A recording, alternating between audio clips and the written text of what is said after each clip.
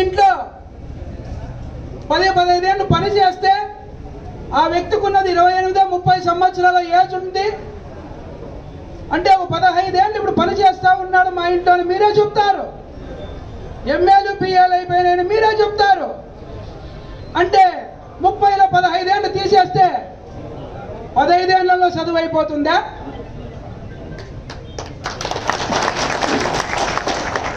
నిజంగా వీరాంజనేయులైన క్యాండిడేట్ని విమర్శించాలనే ఉద్దేశం అయితే కానే కాదు. ఆయన ఎంత ఉన్న వాళ్ళు చెప్పడం కరెక్ట్ కాదనేది నా ఉద్దేశం. నిజంగా ఎవరికి ఎవరు నాకేమలని పట్టించుకోకుండా పోతే, నియోజకవర్గం ఓడిపోతే మనమందరం కూడా బాధపడాల్సిన అవసరం ఉంది. ఎందుకంటే మన కళ్ళ ముందర, మన ఇంటి పక్కన, మన ఇంటి ముందర తెలుగుదేశం వారు జెండాలు కట్టుకుంటూ పళ్ళు తిప్పుతా ఉంటే